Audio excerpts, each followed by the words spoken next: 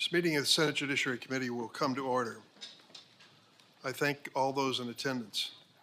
I want to preface my remarks by saying that I've been in Congress for a few years.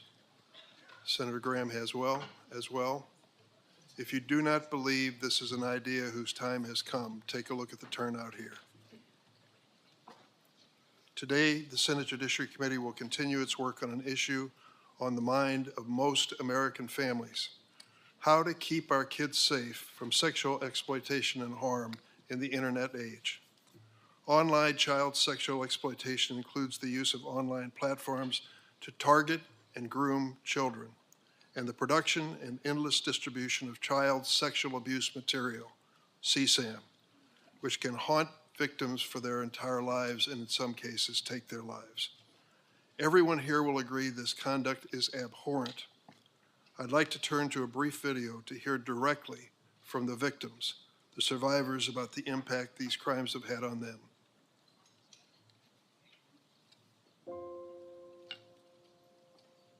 I was sexually exploited on Facebook. I was sexually exploited on Instagram. I was sexually exploited on X. This is my daughter, Olivia. This is our son, Matthew. Look at how beautiful Miriam is. My son Riley died from suicide after being sexually exploited on Facebook. The child that gets exploited is never the same ever again. I reported this issue numerous times, and it took over a decade before anyone helped me. You might be able to tell that I am using a green screen. Why is that? In the internet world, my past abusers can contact me. Fans of my abuse material as a child can find me and contact me. As a 17-year-old child, I had to write a victim impact statement after being extorted for 4 consecutive years. While I was strong enough to resist sending him any more pictures, there were dozens more who were not. We got a phone call to find out that my son was in his room and was suicidal. He was only 13 years old at the time. Him and a friend had been exploited online and trafficked. And my son reached out to Twitter, or now X. His response was, "Thank you for reaching out. We reviewed the content and we did not find a violation of our policies. So no action will be taken at this time." How many more kids like Matthew? Like Olivia. Like Riley. How many more kids will suffer and die because of social media? Big tech failed to protect my child from sexual exploitation. Big tech failed to protect me from online sexual exploitation. And we need Congress to do something for our children and protect them. It's not too late. It's not too late to do something about it. Online child sexual exploitation is a crisis in America. In 2013, the National Center for Missing and Exploited Children, known as NCMEC, received approximately 1,380 cyber tips per day. By 2023, just 10 years later, the number of cyber tips has risen to 100,000 reports a day. That's 100,000 daily reports of child sexual abuse material, also known as CSAM. In recent years, we've also seen an explosion in the so-called financial sextortion, in which a predator uses a fake social media account to trick a minor into sending explicit photos or videos, then threatens to release them unless the victim sends money. In 2021, NCMEC received a total of 139 reports of sextortion, 2021. In 2023, through the end of October alone, this number skyrocketed to more than 22,000. More than a dozen children have died by suicide after becoming victims of this crime. This disturbing growth in child sexual exploitation is driven by one thing: changes in technology. In 1996, the world's best-selling cell phone was the Motorola StarTAC. While groundbreaking at the time, the clamshell-style cell phone wasn't much different from a traditional phone. It allowed users to make and receive calls and even receive text messages, but that was about it. Fast forward to today. Smartphones are in the pockets of seemingly every man, woman, and teenager on the planet. Like the StarTAC today, today's smartphones allow users to make and receive calls and text, but they can also take photos and videos, support live streaming, and offer countless apps. With the touch of your finger, that smartphone that can entertain and inform you can become a back alley where the lives of your children are damaged and destroyed. These apps have changed the ways we live, work, and play. But as investigations have detailed, social media and messaging apps have also given predators powerful new tools to sexually exploit children.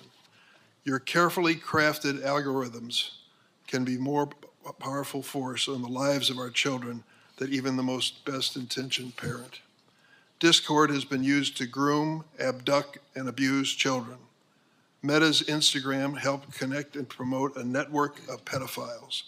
Snapchat's disappearing messages have been co-opted by criminals who financially extort young victims. TikTok has become a, quote, platform of choice for predators to access, engage, and groom children for abuse. And the prevalence of CSAM on X has grown as the company has gutted its trust and safety workforce. Today, we'll hear from the CEOs of those companies. They are not only the tech companies that have contributed to this crisis, they are responsible for many of the dangers our children face online. Their design choices, their failures to adequately invest in trust and safety, their constant pursuit of engagement and profit over basic safety have all put our kids and grandkids at risk. Coincidentally, several of these companies implemented common sense child safety improvements within the last week, days before their CEOs would have to justify their lack of action before this committee. But the tech industry alone is not to blame for the situation we're in. Those of us in Congress need to look in the mirror. In 1996, the same year the Motorola StarTAC was flying off shelves and years before social media went mainstream, we passed Section 230 of the Communications Decency Act. This law immunized the then fledgling internet platforms from liability for user-generated content. Interesting, only one other industry in America has an immunity from civil liability. We'll leave that for another day. For the past 30 years, Section 230 has remained largely unchanged, allowing big tech to grow into the most profitable industry in the history of capitalism without fear of liability for unsafe practices. That has to change. Over the past year, this committee has unanimously reported 5 bills that would finally hold tech companies accountable for child sexual exploitation on their platforms. Unanimous. Take a look at the composition and membership of the Senate Judiciary Committee and imagine, if you will, there's anything we could agree on unanimously. These 5 bills were the object of agreement. One of these bills is by Stop CSAM Act. Critically, it would let victims sue online providers that promote or aid and abet online child sexual exploitation or that host or store CSAM. This stand against online child sexual exploitation is bipartisan and absolutely necessary. Let this hearing be a call to action that we need to get kids' online safety legislation to the President's desk. I now turn to the ranking member, Senator Graham. Thank you, Mr. Chairman. The Republicans will answer the call. All of us, every one of us, is ready to work with you and our Democratic colleagues on this committee to prove to the American people while Washington is certainly broken, there's a ray of hope, and it is here. It lies with your children. After years of working on this issue with you and others, I've come to conclude the following. Social media companies, as they are currently designed and operate, are dangerous products. They're destroying lives, threatening democracy itself. These companies must be reined in, or the worst is yet to come. Gavin Guffey is a representative, Republican representative from South Carolina in the Rock Hill area. To all the victims who came and showed us photos of your loved ones, don't quit. It's working. You're making a difference. Through you, we'll get to where we need to go so other people won't have to show a photo of their family. The damage to your family has been done. Hopefully, we can take your pain and turn it into something positive so nobody else has to hold up a sign. Gavin's son got online with Instagram and was tricked by a group in Nigeria that put up a young lady posing to be his girlfriend, and as things go at that stage in life, he gave her some photos, compromising sexual photos, and it turned out that she was part of a extortion group in Nigeria. They threatened the young man that if you don't give us money, we're going to expose these photos. He gave them money, but it wasn't enough. They kept threatening, and he killed himself. They threatened Mr. Guffey and a son. These are bastards by any known definition. Mr. Zuckerberg, you and the companies before us, I know you don't mean it to be so, but you have blood on your hands. You have a product. You have a product that's killing people. When we had cigarettes killing people, we did some about it, maybe not enough. You're going to talk about guns, we have the ATF. Nothing here. There's not a damn thing anybody can do about it. You can't be sued. Now, Senator Blumenthal and Blackburn, who've been like the dynamic duo here, have found emails from your company where they warned you about this stuff, and you decided not to hire 45 people that could do a better job of policing this. So the bottom line is you can't be sued. You should be. And these emails would be great for punitive damages. But the courtroom's closed to every American abused by all the companies in front of me. Of all the people in America we could give blanket liability protection to, this would be the last group I would pick. It is now time to repeal Section 230. This committee is made up of ideologically most different people you could find. We've come together through your leadership, Mr. Chairman, to pass 5 bills to deal with the problem of exploitation of children. I'll talk about them in depth in a little bit. The bottom line is all these bills have met the same fate. They go nowhere. They leave the committee and they die. Now, there's another approach. What do you do with dangerous products? You either allow lawsuits, you have statutory protections to protect consumers, or you have a commission of sorts to regulate the industry in question, to take your license away if you have a license, to fine you. None of that exists here. We live in America in 2024 where there is no regulatory body dealing with the most profitable, biggest companies in the history of the world. They can't be sued, and there's not one law on the book that's meaningful protecting the American consumer. Other than that, we're in a good spot. So here's what I think is going to happen. I think after this hearing today, we're going to put a lot of pressure on our colleagues, leadership of the Republican Democratic Senate, to let these bills get to the floor and vote. And I'm going to go down, starting in a couple of weeks, make unanimous consent request to do CSAM, do the Earn It Act, do your bill, do all of the bills, and you can be famous, come and object. I'm going to give you a chance to be famous. Now, Elizabeth Warren and Lindsey Graham have almost nothing in common. I promised her I would say that publicly. The only thing worse than me doing a bill with Elizabeth Warren is her doing a bill with me. We have sort of parked that because Elizabeth and I see an abuse here that needs to be dealt with. Senator Durbin and I have different political philosophies, but I appreciate what you've done on this committee. You've been a great partner. To all of my Democratic colleagues, thank you very, very much. To my Republican colleagues, thank you all very, very much. Save the applause for when we get a result. It's all talk right now.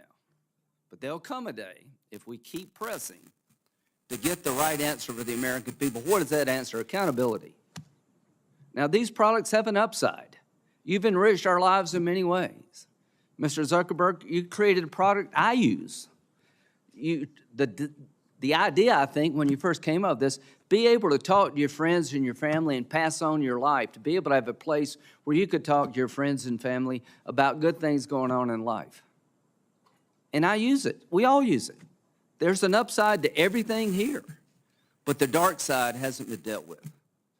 It's now time to deal with the dark side because people have taken your idea and they've turned it into a nightmare for the American people. They've turned it into a nightmare for the world at large. TikTok We had a great discussion about how maybe Larry Ellison through Oracle can protect American data from Chinese communist influence. But TikTok, your representative in Israel quit the company because TikTok is being used in a way to basically destroy the Jewish state. This is not just about individuals. I worry that in 2024, our democracy will be attacked again through these platforms by foreign actors. We're exposed, and AI is just starting. So to my colleagues, we're here for a reason. This committee has a history of being tough, but also doing things that need to be done. This committee has risen to the occasion. There's more that we can do, but to the members of this committee, let's insist that our colleagues rise to the occasion also. Let's make sure that in the 118th Congress, we have votes that would fix this problem. All you can do is cast your vote at the end of the day, but you can urge the system to require others to cast their vote. Mr. Chairman, I will continue to work with you and everybody on this committee to have a day of reckoning on the floor of the United States Senate. Thank you. Thank you, Senator Graham. Today we welcome 5 witnesses whom I'll introduce now. Jason Citron, the CEO of Discord Incorporated. Mark Zuckerberg, the founder and CEO of Meta. Evan Spiegel, the co-founder and CEO of Snap Incorporated. Shou Chu, the CEO of TikTok. And Linda Yaccarino, the CEO of X Corporation, formerly known as Twitter. I will note for the record that Mr. Zuckerberg and Mr. Chu are appearing voluntarily. I am disappointed that our other witnesses did not offer that same degree of cooperation. Mr. Citron, Mr. Spiegel, and Ms. Yaccarino are here pursuant to subpoenas. And Mr. Citron only accepted service of his subpoena after U.S. Marshals were sent to Discord's headquarters at taxpayers' expense. I hope this is not a sign of your commitment or lack of commitment to addressing the serious issue before us. After I swear in the witnesses, each witness will have 5 minutes to make an opening statement. Then senators will ask questions in an opening round, each of 7 minutes. I expect to take a short break at some point during questioning to allow the witnesses to stretch their legs. If anyone is in need of a break at any point, please let my staff know. Before I turn to the witnesses, I'd also like to take a moment to acknowledge that this hearing has gathered a lot of attention, as we expected. We have a large audience, the largest I've seen in this room today. I want to make clear, as with other Judiciary Committee hearings, we ask people to behave appropriately. I know there is high emotion in this room for justifiable reasons, but I ask you to please follow the traditions of the committee. That means no standing, shouting, chanting, or applauding witnesses. Disruptions will not be tolerated. Anyone who does disrupt the hearing will be asked to leave. The witnesses are here today to address a serious topic. We want to hear what they have to say. I thank you for your cooperation. Could all of the witnesses please stand to be sworn in? Do you affirm the testimony you're about to give before the committee will be the truth, the whole truth, and nothing but the truth, so help you God? Let the record reflect that all the witnesses have answered in the affirmative. Mr. Citron, please proceed with your opening statement. Good morning. Good morning. My name is Jason Citron, and I am the co-founder and CEO of Discord. We are an American company with about 800 employees living and working in 33 states. Today, Discord has grown to more than 150 million monthly active users. Discord is a communications platform where friends hang out and talk online about shared interests, from fantasy sports to writing music to video games. I've been playing video games since I was 5 years old, and as a kid, it's how I had fun and found friendship. Many of my fondest memories are of playing video games with friends. We built Discord so that anyone could build friendships playing video games, from Minecraft to Wordle and everything in between. Games have always brought us together, and Discord makes that happen today. Discord is one of the many services that have revolutionized how we communicate with each other in the different moments of our lives. iMessage, Zoom, Gmail, and on and on. They enrich our lives, create communities, accelerate commerce, healthcare, and education. Just like with all technology and tools, there are people who exploit and abuse our platforms for immoral and illegal purposes. All of us here on the panel today and throughout the tech industry have a solemn and urgent responsibility to ensure that everyone who uses our platforms is protected from these criminals, both online and off. Discord has a special responsibility to do that because a lot of our users are young people. More than 60% of our active users are between the ages of 13 and 24. It's why safety is built into everything we do. It's essential to our mission and our business. And most of all, this is deeply personal. I'm a dad with 2 kids.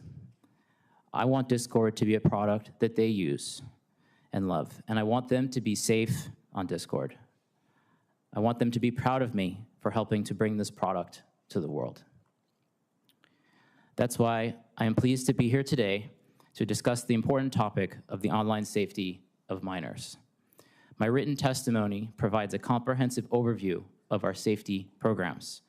Here are a few examples of how we protect and empower young people.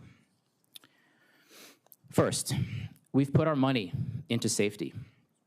The tech sector has a reputation of larger companies buying smaller ones to increase user numbers and boost financial results. But the largest acquisition we've ever made at Discord was a company called Centropy. It didn't help us expand our market share or improve our bottom line. In fact, because it uses AI to help us identify, ban, and report criminals and bad behavior, it has actually lowered our user count by getting rid of bad actors. Second, you've heard of end-to-end encryption that blocks anyone, including the platform itself, from seeing users' communications. It's a feature on dozens of platforms, but not on Discord. That's a choice we've made. We don't believe we can fulfill our safety obligations if the text messages of teens are fully encrypted, because encryption would block our ability to investigate a serious situation and, when appropriate, report to law enforcement. Third, we have a zero-tolerance policy on child sexual abuse material, or CSAM. We scan images uploaded to Discord to detect and block the sharing of this abhorrent material. We've also built an innovative tool, Teen Safety Assist, that blocks explicit images and helps young people easily report unwelcome conversations. We've also developed a new semantic hashing technology for detecting novel forms of CSAM called CLIP, and we're sharing this technology with other platforms through the Tech Coalition. Finally, we recognize that improving online safety requires all of us to work together. So we partner with nonprofits, law enforcement, and our tech colleagues to stay ahead of the curve in protecting young people online. We want to be the platform that empowers our users to have better online experiences, to build true connections, genuine friendships, and to have fun. Senators, I sincerely hope today is the beginning of an ongoing dialogue that results in real improvements in online safety. I look forward to your questions and to helping the committee learn more about Discord. Thank you, Mr. Citron. Mr. Zuckerberg. Chairman Durbin, Ranking Member Graham, and members of the committee. Every day, teens and young people do amazing things on our services. They use our apps to create new things, express themselves, explore the world around them, and feel more connected to the people they care about. Overall, teens tell us that this is a positive part of their lives, but some face challenges online, so we work hard to provide parents and teens support and controls to reduce potential harms. Being a parent is one of the hardest jobs in the world. Technology gives us new ways to communicate with our kids and feel connected to their lives, but it can also make parenting more complicated.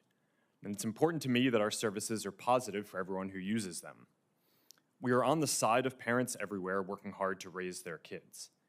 Over the last 8 years, we've built more than 30 different tools, resources, and features that parents can set time limits for their teens using our apps, see who they're following, or if they report someone for bullying. For teens, we've added nudges that remind them when they've been using Instagram for a while or if it's getting late and they should go to sleep. as well as ways to hide words or people without those people finding out.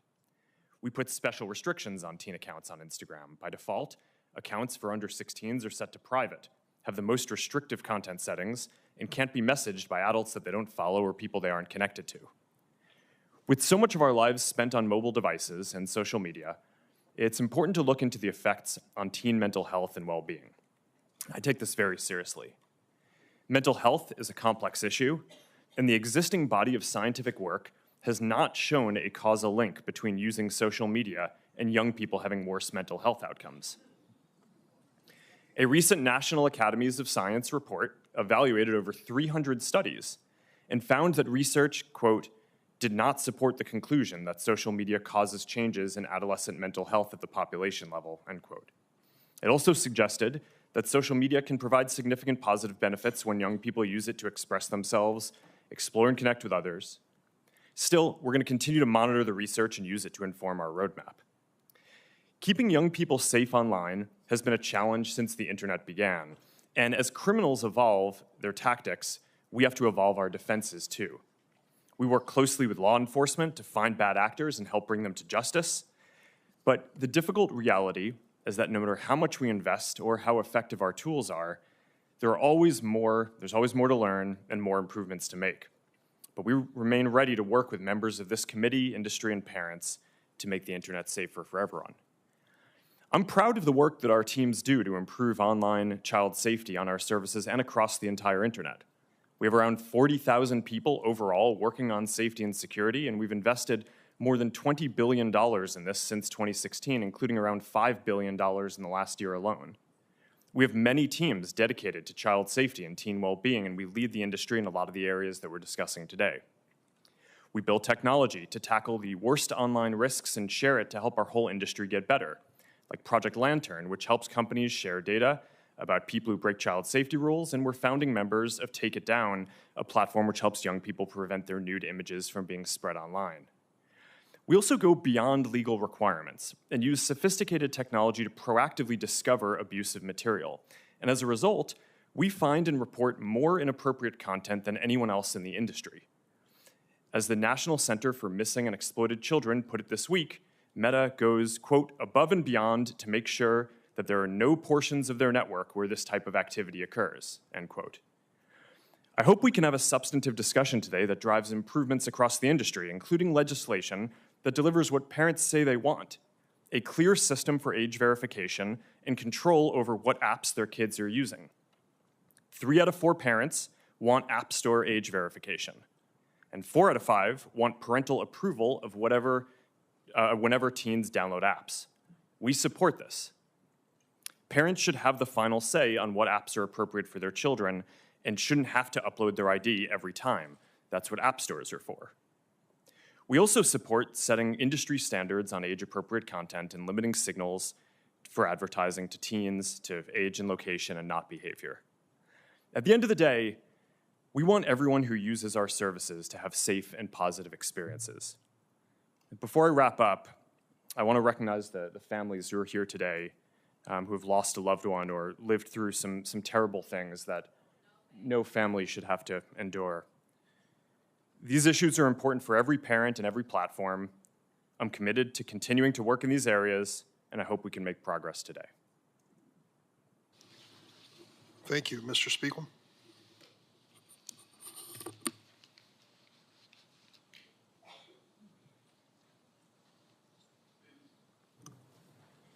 Chairman Durbin, Ranking Member Graham, and members of the committee, thank you for convening this hearing and for moving forward important legislation to protect children online. I'm Evan Spiegel, the co-founder and CEO of Snap. We created Snapchat, an online service that is used by more than 800 million people worldwide to communicate with their friends and family. I know that many of you have been working to protect children online since before Snapchat was created, and we are grateful for your long-term dedication to this cause and your willingness to work together to help keep our community safe. I want to acknowledge the survivors of online harms and the families who are here today who have suffered the loss of a loved one. Words cannot begin to express the profound sorrow I feel that a service we designed to bring people happiness and joy has been abused to cause harm. I want to be clear that we understand our responsibility to keep our community safe. I also want to recognize the many families who have worked to raise awareness on these issues, pushed for change, and collaborated with lawmakers on important legislation like the Cooper-Davis Act, which can help save lives. I started building Snapchat with my co-founder Bobby Murphy when I was 20 years old. We designed Snapchat to solve some of the problems that we experienced online when we were teenagers. We didn't have an alternative to social media. That meant pictures shared online were permanent, public, and subject to popularity metrics. It didn't feel very good. We built Snapchat differently because we wanted a new way to communicate with our friends that was fast, fun, and private. A picture is worth 1,000 words, so people communicate with images and videos on Snapchat. We don't have public likes or comments when you share your story with friends. Snapchat is private by default, meaning that people need to opt in to add friends and choose who can contact them. When we built Snapchat, we chose to have the images and videos sent through our service delete by default. Unlike prior generations who've enjoyed the privacy afforded by phone calls, which aren't recorded, our generation has benefited from the ability to share moments through Snapchat that may not be picture perfect, but instead convey emotion without permanence. Even though Snapchat messages are deleted by default, we let everyone know that images and videos can be saved by the recipient. When we take action on illegal or potentially harmful content, we also retain the evidence for an extended period, which allows us to support law enforcement and hold criminals accountable. To help prevent the spread of harmful content on Snapchat, we approve the content that is recommended on our service using a combination of automated processes and human review. We apply our content rules consistently and fairly across all accounts. We run samples of our enforcement actions through quality assurance to verify that we're getting it right. We also proactively scan for known child sexual abuse material, drug-related content, and other types of harmful content, remove that content, deactivate and device block offending accounts, preserve the evidence for law enforcement, and report certain content to the relevant authorities for further action. Last year, we made 690,000 reports to the National Center for Missing and Exploited Children, leading to more than 1,000 arrests. We also removed 2.2 million pieces of drug-related content and blocked 705,000 associated accounts. Even with our strict privacy settings, content moderation efforts, proactive detection, and law enforcement collaboration, bad things can still happen when people use online services.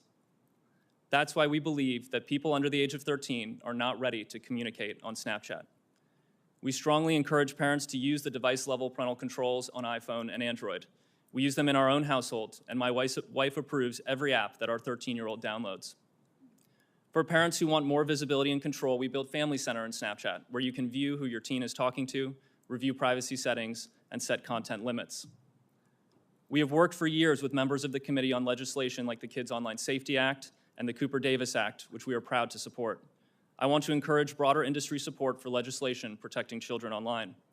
No legislation is perfect, but some rules of the road are better than none.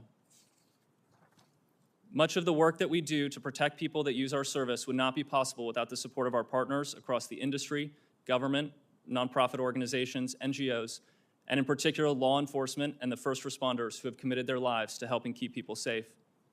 I am profoundly grateful for the extraordinary efforts across our country and around the world to prevent criminals from using online services to perpetrate their crimes.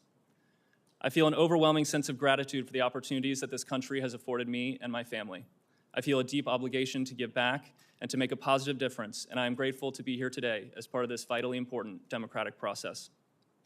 Members of the committee, I give you my commitment that we will be part of the solution for online safety.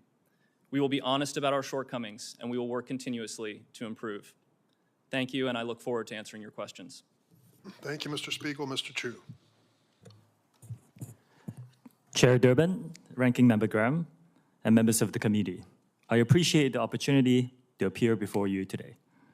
My name is Shou Chu, and I'm the CEO of TikTok, an online community of more than 1 billion people worldwide, including well over 170 million Americans who use our app every month to create, to share, and to discover. Now, although the average age on TikTok in the US is over 30, we recognize that special safeguards are required to protect minors, and especially when it comes to combating all forms of CSAM. As a father of 3 young children myself, I know that the issues that we're discussing today are horrific and the nightmare of every parent. I am proud of our efforts to address the threats to young people online, from a commitment to protecting them to our industry-leading policies use of innovative technology, and significant ongoing investments in trust and safety to achieve this goal. TikTok is vigilant about enforcing its 13 and up age policy and offers an experience for teens that is much more restrictive than you and I would have as adults. We make careful product design choices to help make our app inhospitable to those seeking to harm teens. Let me give you a few examples of long-standing policies that are unique to TikTok. We didn't do them last week. First, direct messaging is not available to any users under the age of 16. Second, accounts for people under 16 are automatically set to private along with their content. Furthermore, the content cannot be downloaded and will not be recommended to people they do not know. Third, every teen under 18 has a screen time limit automatically set to 60 minutes. And fourth, only people 18 and above are allowed to use our live stream feature. I'm proud to say that TikTok was among the first to empower parents to supervise their teens on our app with our family pairing tools. This includes setting screen time limits, filtering out content from the teens' feeds, amongst others. We made these choices after consulting with doctors and safety experts who understand the unique stages of teenage development to ensure that we have the appropriate safeguards to prevent harm and minimize risk. Now, safety is one of the core priorities that defines TikTok under my leadership. We currently have more than 40,000 trust and safety professionals working to protect our community globally. And we expect to invest more than $2 billion in trust and safety efforts this year alone, with a significant part of that in our US operations. Our robust community guidelines strictly prohibit content or behavior that puts teenagers at risk of exploitation or other harm, and we vigorously enforce them. Our technology moderates all content uploaded to our app to help quickly identify potential CSAM and other material that breaks our rules. It automatically removes the content or elevates it to our safety professionals for further review.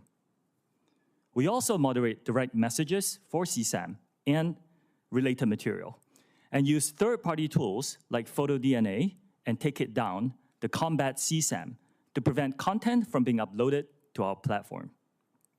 We continually meet with parents, teachers, and teens. In fact, I sat down with a group just a few days ago. We use their insight to strengthen the protections on our platform, and we also work with leading groups like the Technology Coalition. The steps that we're taking to protect teens are a critical part of our larger trust and safety work as we continue our voluntary and unprecedented efforts to build a safe and secure data environment for US users, ensuring that our platform remains free from outside manipulation and implementing safeguards on our content recommendation and moderation tools. Keeping teens safe online requires a collaborative effort as well as collective action. We share the community's concern and commitment to protect young people online, and we welcome the opportunity to work with you on legislation to achieve this goal. Our commitment is ongoing and unwavering because there is no finish line when it comes to protecting teens. Thank you for your time and consideration today. I'm happy to answer your questions. Thanks, Mr. Ju. Ms. Yacarino. Chairman Durbin, Ranking Member Graham, and esteemed members of the committee, thank you for the opportunity to discuss X's work in protecting. Ms. Yacarino, could you check if your microphone is on? My talk button is on? And you might draw. How is that? Okay, Better. maybe Thank I you very much. adjust my chair. Apologies. Start over.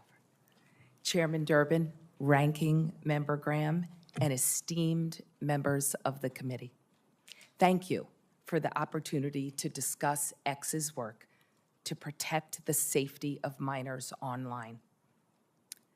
Today's hearing is titled A Crisis, which calls for immediate action. As a mother, this is personal, and I share the sense of urgency. X is an entirely new company, an indispensable platform for the world and for democracy. You have my personal commitment that X will be active and a part of this solution. While I joined X only in June of 2023, I bring a history of working together with governments, advocates, and NGOs to harness the power of media to protect people. Before I joined, I was struck by the leadership steps this new company was taking to protect children. X is not the platform of choice for children and teens. We do not have a line of business dedicated to children. Children under the age of 13 are not allowed to open an account. Less than 1% of the US users on X are between the ages of 13 and 17. And those users are automatically set to a private default setting and cannot accept a message from anyone they do not approve.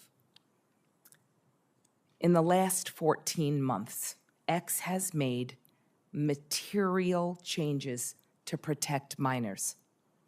Our policy is clear. X has zero tolerance towards any material that features or promotes child sexual exploitation. My written testimony details X's extensive policies on content or actions that are prohibited and include grooming, blackmail, and identifying alleged victims of CSE. We've also strengthened our enforcement with more tools and technology to prevent those bad actors from distributing, searching for, and engaging with CSE content. If CSE content is posted on X, we remove it. And now we also remove any account that engages with CSE content, whether it is real or computer generated. Last year, X suspended 12.4 million accounts for violating our CSE policies. This is up from 2.3 million accounts that were removed by Twitter in 2022. In 2023, 850,000 reports were sent to NCMEC, including our first ever auto-generated report. This is 8 times more than was reported by Twitter in 2022. We've changed our priorities. We've restructured our trust and safety teams to remain strong and agile. We are building a trust and safety center of excellence in Austin, Texas, to bring more agents in-house to accelerate our impact. We're applying to the Technology Coalition's Project Lantern to make further industry-wide progress and impact. We've also opened up our algorithms for increased transparency. We want America to lead in this solution. X commends the Senate for passing the REPORT Act, and we support the SHIELD Act. It is time for a federal standard to criminalize the sharing of non-consensual intimate material. We need to raise the standards across the entire internet ecosystem, especially for those tech companies that are not here today and not stepping up. X supports the Stop CSAM Act. The Kids Online Safety Act should continue to progress, and we will support the continuation to engage with it and ensure the protections of the freedom of speech. There are 2 additional areas that require everyone's attention. First, as the daughter of a police officer, law enforcement must have the critical resources to bring these bad offenders to justice. Second, with artificial intelligence, offenders' tactics will continue to sophisticate and evolve. Industry collaboration is imperative here. X believes that the freedom of speech and platform safety can and must coexist. We agree that now is the time to act with urgency. Thank you. I look forward to answering your questions. Thank you very much, Ms. Yacarino. Now we'll go into rounds of questions, 7 minutes each for the members as well. I would like to make note of your testimony, Ms. Yacarino. I believe you are the first social media company to publicly endorse the CSAM Act. It is our honor, Chairman. That is progress, my friends. Thank you for doing that. I'm still going to be asking some probing questions, but let me get down to the bottom line here. I'm going to focus on my legislation on CSAM. What it says is civil liability if you intentionally or knowingly host or store child sexual abuse materials or make child sex abuse materials available. Secondly, intentionally or knowingly promote or aid and abet a violation of child sexual exploitation laws. Is there anyone here who believes you should not be held civilly liable for that type of conduct? Mr. Citron? Good morning, Chair. We very much believe that this content is disgusting and that there are many things about the Stop CSAM bill that I think are very encouraging, and we very much support adding more resources for the cyber tip line and modernizing that along with giving more resources to NECMEC. I'd be very open to having conversations with you and your team to talk through the details of the bill some more. I sure would like to do that, because if you intentionally or knowingly host or store CSAM, I think you ought to at least be civilly liable. I can't imagine anyone who would disagree with that. Yeah, it's disgusting content. It certainly is. That's why we need you supporting this legislation. Mr. Spiegel, I want to tell you, I listened closely to your testimony here, and it's never been a secret that Snapchat is used to send sexually explicit images. In 2013, early in your company's history, you admitted this in an interview. Do you remember that interview? Senator, I don't recall the specific interview. You said that when you were first trying to get people on the app, you would, quote, go up to the people and be like, hey, you should try this application. You can send disappearing photos. And they would say, oh, for sexting? Do you remember that interview? Senator, when we first created the application, it was actually called Pickaboo, and the idea was around disappearing images. The feedback we received from people using the app is that they were actually using it to communicate. So we changed the name of the application to Snapchat, and we found that people were using it to talk visually. As early as 2017, law enforcement identified Snapchat as the pedophile's go-to sexual exploitation tool. The case of a 12-year-old girl identified in court only as LW shows the danger. Over 2.5 years, a predator sexually groomed her, sending her sexually explicit images and videos over Snapchat. The man admitted that he only used Snapchat with LW and not any other platforms because he, quote, knew the chats would go away. Did you and everyone else at Snap really fail to see that the platform was the perfect tool for sexual predators? Senator, that behavior is disgusting and reprehensible. We provide in-app reporting tools so that people who are being harassed or who are, have been shared inappropriate sexual content can report it. In the case of harassment or sexual content, we typically respond to those reports within 15 minutes so that we can provide help. When LW, the victim, sued Snapchat, her case was dismissed under Section 230 of the Communications Decency Act. Do you have any doubt that had Snap faced the prospect of civil liability for facilitating sexual exploitation, the company would have implemented even better safeguards? Senator, we already work extensively to proactively detect this type of behavior. We make it very difficult for predators to find teens on Snapchat. There are no public friends lists, no public profile photos. When we recommend friends for teens, we make sure that they have several mutual friends in common before making that recommendation. We believe those safeguards are important to preventing predators from misusing our platform. Mr. Citron, according to Discord's website, it takes a, quote, proactive and automated approach to safety only on servers with more than 200 members. Smaller servers rely on server owners and community moderators to define and enforce behavior.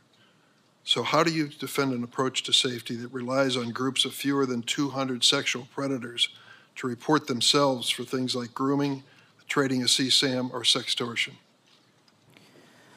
Chair, our goal is to get all of that content off of our platform and ideally prevent it from showing up in the first place or from people engaging in these kind of horrific activities.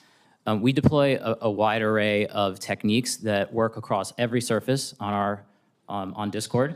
I mentioned we recently launched something called Teen Safety Assist, which works everywhere, and it's on by default for teen users. That kind of acts like a buddy that lets them know if they are in a situation or talking with someone that may be inappropriate, so they can report that to us and block that user. So we... Mr. Citron, if that were working, we wouldn't be here today. Chair, this is an ongoing challenge for all of us. That is why we're here today.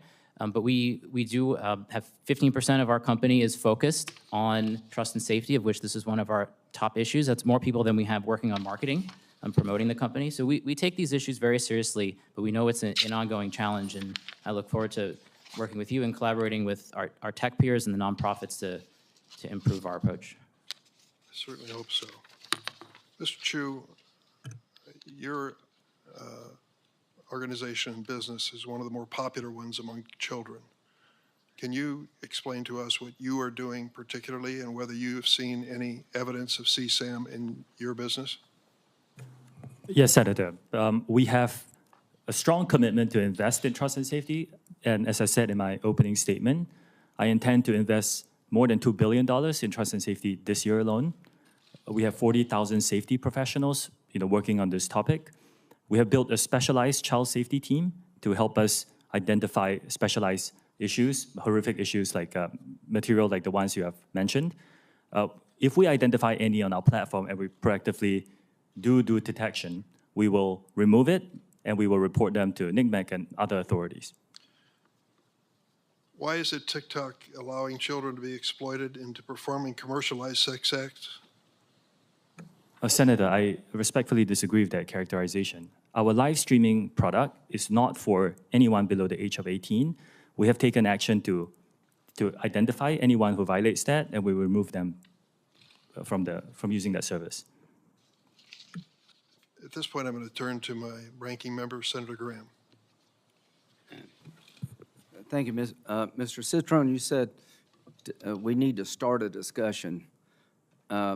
Be honest with you, we've been having this discussion for a very long time. We need to get a result, not a discussion. Do you agree with that? Ranking member, I agree this is an issue that we've also been very focused on since we started our company in 2015, but this is the first time. Are you familiar with the Earn It Act, authored by myself and Senator Blumenthal? A little bit, yes. Okay, or do you support that? Like yes or no? We're not prepared to support it today, but we believe that section... Do you support the CSAM Act? The Stop CSAM Act, we are not prepared to support today, but we think do you support the SHIELD Act? We believe that the cyber tip line... Do you support it, yes or no?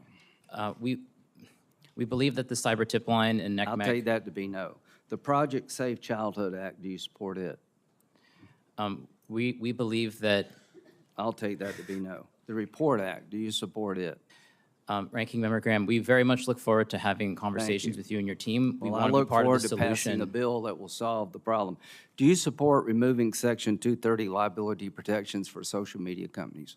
I believe that Section 230 needs to be updated. It's a very old law. Do you support repealing it so people can sue if they believe they're harmed? I think that Section 230, as written, while it has many downsides, has enabled innovation on the internet, which I think has largely been... Thank you very much. So here you are. If you're waiting on these guys to solve the problem, we're going to die waiting. Mr. Zuckerberg, Mr.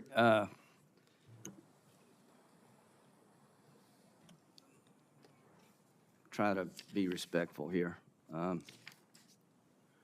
The representative from South Carolina, Mr. Guffey's son, got caught up in a sex extortion ring in Nigeria using Instagram. And he was shaken down, paid money. That wasn't enough, and he killed himself using Instagram. What would you like to say to him?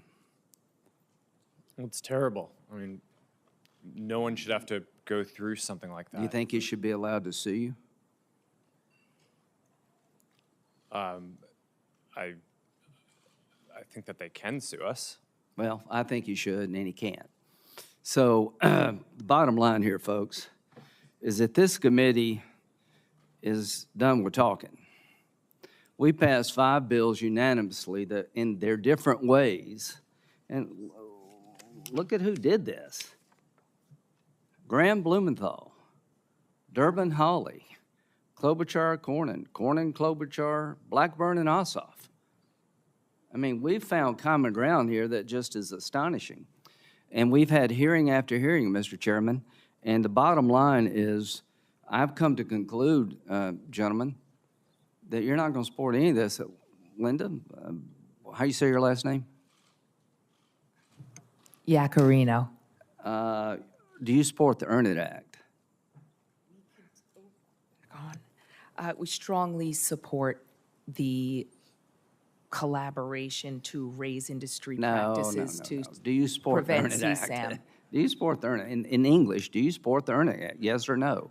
We don't need double speak We here. look forward to supporting and continue our conversations. Okay, so I'll As take you that can as no. see, But you have taken, the reason the Earn It Act's important, you can actually lose your liability protections when children are exploited and you didn't use best business practices. See, the Earn It Act means you have to earn liability protection. You're given it no matter what you do. So to the members of this committee, it is now time to make sure that the people who are holding up the signs can sue on behalf of their loved ones. Nothing will change until the courtroom door is open to victims of social media. $2 billion, Mr. Chu. What percentage is that of what you made last year? Senator, it's a significant and increasing investment. As a I mean, private like, company, we're not you sharing pay our taxes. financials. I mean, 2% is what percent of your revenue? Senator, we're not ready to share our financials in public. Well, I just think $2 billion sounds a lot unless you make $100 billion. So the point is, you know, when you tell us you're going to spend $2 billion, great, but how much do you make? You know, it's all about eyeballs. Well, our goal is to get eyeballs on you. And it's just not about children. I mean, the damage being done. Do you realize, Mr. Chu, that your TikTok representative in Israel resigned yesterday? Yes, I am aware. Okay, and he said, I resigned from TikTok. We're living in a time in which our existence as Jews in Israel, and Israel is under attack and in danger. Multiple screenshots taken from TikTok's internal employee chat platform known as LARC show how TikTok's trust and safety officers celebrate the barbaric acts of Hamas and other Iranian-backed terror groups, including the Houthis in Yemen.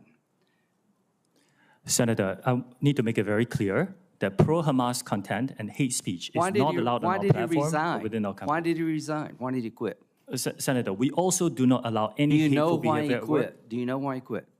We do not allow this. We will investigate But such my question claims. is, he quit. I'm sure he had a good job. He gave up a good job because he thinks your platform is being used to help people who want to destroy the Jewish state. And I'm not saying you want that.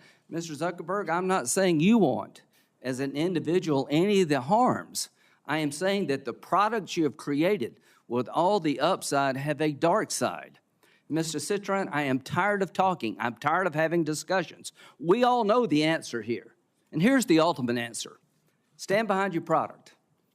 Go to the American courtroom and defend your practices. Open up the courthouse door. Until you do that, nothing will change. Until these people can be sued for the damage they're doing, it is all talk. I'm a Republican who believes in free enterprise, but I also believe that every American who's been wronged has to have somebody to go to complain. There's no commission to go to that can punish you. There's not one law in the book because you oppose everything we do, and you can't be sued. That has to stop, folks. How do you expect the people in the audience to believe that we're going to help their families if we don't have some system or a combination of systems to hold these people accountable? Because for all the upside, the dark side is too great to live with. We do not need to live this way as Americans. Thank you, Senator Graham. Senator Klobuchar is next. She's been quite a leader on the subject for quite a long time on the SHIELD Act and with Senator Cornyn on the revenge porn legislation. Senator Klobuchar. Thank you very much, Chairman Durbin, and thank you, Ranking Member Graham, for those words. I couldn't agree more. For too long, we have been seeing the social media companies turn a blind eye when kids have joined these platforms in record numbers. They have used algorithms that push harmful content because that content got popular. They provided a venue, maybe not knowingly at first, but for dealers to sell deadly drugs like fentanyl. Our own head of our Drug Enforcement Administration has said they basically been captured by the cartels in Mexico and in China. So I strongly support, first of all, the Stop CSAM bill. I agree with Senator Graham that nothing is going to change unless we open up the courtroom doors. I think the time for all of this immunity is done because I think money talks even stronger than we talk up here. 2 of the 5 bills, as noted, are my bills with Senator Cornyn. One has actually passed through the Senate, but is waiting action in the House. But the other one is the SHIELD Act, and I do support, appreciate the support of that bill. This is about revenge porn. The FBI director testified before this committee. There's been over 20 suicides of kids attributed to online revenge porn in just the last year. But for those parents out there and those families, this is for them about their own child, but it's also about making sure this doesn't happen to other children. I know because I've talked to these parents. Parents like Bridget Noring from Hastings, Minnesota, who is out there today. Bridget lost her teenage son after he took a fentanyl lace pill that he purchased on the internet. Amy Neville is also here. Platform got the pill. Amy Neville is also here. Her son Alexander was only 14 when he died after taking a pill he didn't know was actually fentanyl. We're starting a law enforcement campaign, One Pill Kills in Minnesota, going to the schools with the sheriffs and law enforcement. But the way to stop it is, yes, at the border and at the points of entry, but we know that 30% some of the people that are getting the fentanyl are getting it off the platforms. Meanwhile, social media platforms generated $11 billion in revenue in 2022 from advertising directed at children and teenagers, including nearly $2 billion in ad profits derived from users age 12 and under. When a Boeing plane lost a door in mid-flight several weeks ago, nobody questioned the decision to ground a fleet of over 700 planes. So why aren't we taking the same type of decisive action on the danger of these platforms when we know these kids are dying? We have bills that have passed through this incredibly diverse committee when it comes to our political views that have passed through this committee, and they should go to the floor. We should do something finally about liability, and then we should turn to some of the other issues that a number of us have worked on when it comes to the charges for app stores and when it comes to some of the monopoly behavior and the self-preferencing. But I'm going to stick with this today. Facts. 1/3 of fentanyl cases investigated over 5 months had direct ties to social media. That's from the DEA. facts. Between 2012 and 2022, cyber tip line reports of online child sexual exploitation increased from 415,000 to more than 32 million. And as I noted, at least 20 victims committed suicide in sextortation cases.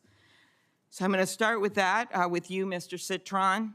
My bill with Senator Cornyn, the SHIELD Act, includes a threat provision that would help protection and accountability for those that are threatened by these predators. Young kids get a picture, send it in, think they got a new girlfriend or a new boyfriend, ruins their life, or they think it's going to be ruined, and they kill themselves. So could you tell me why you're not supporting the SHIELD Act? Senator, we think it's very important that teens have a safe experience on our platforms. I think that the portion to strengthen law enforcement's ability to investigate crimes against children and hold bad actors accountable is So are you holding open that you may support it? We very much would like to have conversations with you. We're open to discussing further. And we do welcome legislation and regulation. You know, this is a very important issue for our country, and you know, we've been prioritizing safety for teens. Thank you. I'm much more interested in if you support it, because there's been so much talk at these hearings and popcorn throwing and the like, and I just want to get this stuff done. I'm so tired of this. It's been 28 years, since the internet. We haven't passed any of these bills because everyone's double talk, double talk.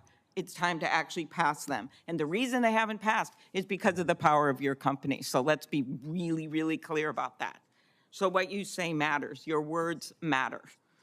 Mr. Chu, I'm a co-sponsor of Chair Durbin's Stop CSAM Act of 2023, along with Senator Hawley, who's the lead Republican, I believe, which, among other things, empowers victims by making it easier for them to ask tech companies to remove the material and related imagery from their platforms. Why would you not support this bill? Senator, we largely support it. I think the spirit of it is very aligned with what we want to do. There are questions about implementation that I think companies like us and some other groups have, and we look forward to asking those. And of course, if this legislation is law, we will comply. Mr. Spiegel, I know we talked ahead of time. I do appreciate your company's support for the Cooper Davis Act, which will finally, it's a bill with Senator Shaheen and Marshall, which will allow law enforcement to do more when it comes to fentanyl. I think you know what a problem this is. Devin Noring, teenager from Hastings, I mentioned his mom here, suffered dental pain and migraines, so he bought what he thought was a Percocet over Snap, but instead he bought a counterfeit drug laced with a lethal dose of fentanyl. As his mom, who's here with us today, said, all of the hopes and dreams we as parents had for Devin were erased in the blink of an eye, and no mom should have to bury their kid. Talk about why you support the Cooper Davis Act. Senator, thank you. We strongly support the Cooper Davis Act, and we believe it will help DEA go after the cartels and get more dealers off the streets to save more lives. Okay. Are there others that support that bill on this? No. Okay. Mr. Zuckerberg, in 2021, the Wall Street Journal reported on internal Meta research documents asking, why do we care about tweens? These were internal documents. I'm quoting the documents. And answering its own question by citing Meta internal emails. They are a valuable but untapped audience. At a commerce hearing, I'm also on that committee, I asked Meta's head of global safety why children aged 10 to 12 are so valuable to Meta. She responded, we do not knowingly attempt to recruit people who aren't old enough to use our apps. Well, when the 42 state attorneys general, Democrat and Republican, brought their case, they said this statement was inaccurate. Few examples. In 2021, she received an email, Ms. Davis, from Instagram's research director saying that Instagram is investing in experiencing targeting young age roughly 10 to 12. In a February 2021 instant message, one of your employees wrote that Meta is working to recruit Gen Alpha before they reach teenage years. A 2018 email that circulated inside Meta says that you were briefed that children under 13 will be critical for increasing the rate of acquisition when users turn 13. Explain that with what I heard at that testimony at the Commerce hearing, that they weren't being targeted. And I just ask again, as the other witnesses were asked, why your company does not support the Stop CSAM Act or the SHIELD Act. Sure, Senator, I'm happy to talk to both of those. We had discussions internally about whether we should build a kids version of Instagram, like the kids versions of YouTube and other services. We haven't actually moved forward with that, and we currently have no plans to do so. So I can't speak directly to the exact emails that you cited, but it sounds to me like they were deliberations around a project that people internally thought was important, and we didn't end up moving forward with. Okay, and the bills, what are you going to say about the two bills? Sure, so overall, I mean, my position on the bills is, I agree with the goal of all of them. There are most things that I agree with within them. There are specific things that I would probably do differently. We also have our own legislative proposal for what we think would be most effective in terms of helping the internet and the various companies give parents control over the experience. So I'm happy to go into the detail on any one of them, but ultimately, I mean, I think that this I think these parents will tell you that this stuff hasn't worked to just give parents control. They don't know what to do. It's very, very hard, and that's why we are coming up with other solutions that we think are much more helpful to law enforcement, but also this idea of finally getting something going on liability. Because I just believe with all the resources you have, that you actually would be able to do more than you're doing, or these parents would be sitting behind you right now in this Senate hearing room. Thank you, Senator Senator, Klobuchar. can I speak to that? Or do you want me to come back later? Please, go ahead. I don't think that parents should have to upload an ID or prove that they're the parent of a child in every single app that their children use. I think the right place to do this, and a place where it would be actually very easy for it to work, is within the app stores themselves, where my understanding is Apple and Google already, or at least Apple, already requires parental consent when a child does a payment with an app. So it should be pretty trivial to pass a law that requires them to make it so that parents have control anytime a child downloads an app and offers consent of that. And the research that we've done shows that the vast majority of parents want that. And I think that that's the type of legislation, in addition to some of the other ideas that you all have, that would make this a lot easier for parents. Just to be clear, I remember one mom telling me, with all these things she could maybe do that she can't figure out, it's like a faucet overflowing in a sink, and she's out there with a mop while her kids are getting addicted to more and more different apps and being exposed to material. We've got to make this simpler for parents so they can protect their kids, and I just don't think this is going to be the way to do it. I think the answer is what Senator Graham has been talking about, which is opening up the halls of the courtroom so that puts it on you guys to protect these parents and protect these kids, and then also to pass some of these laws that makes it easier for law enforcement. Thank you, Senator Klobuchar. We're going to try to stick to the 7-minute rule. It didn't work very well, but I'll try to give additional time on the other side as well. Senator Cornyn.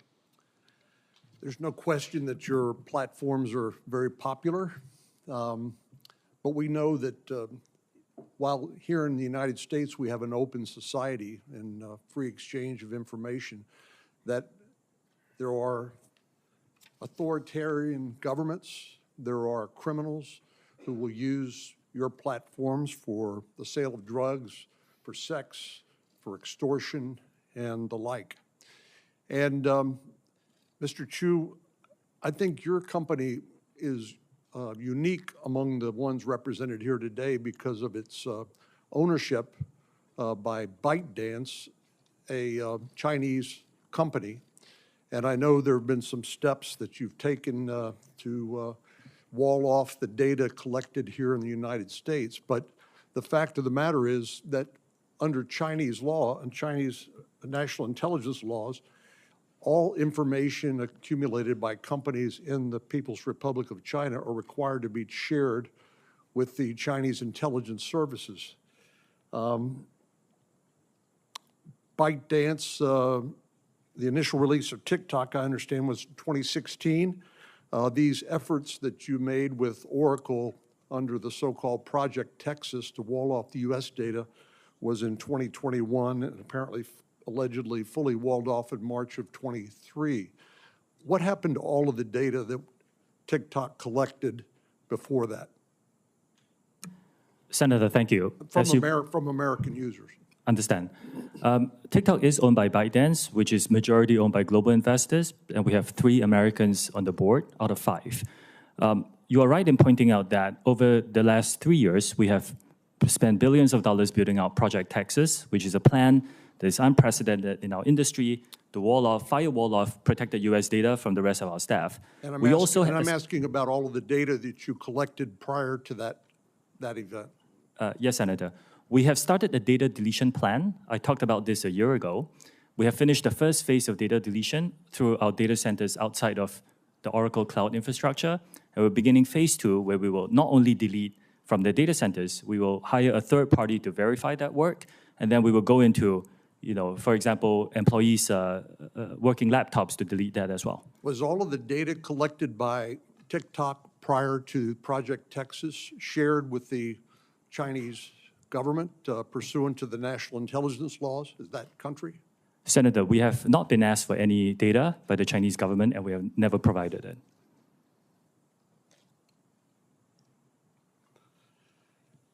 Your company is unique again among the ones represented here today because you're currently undergoing review by the Committee on Foreign Investment in the United States. Is that correct?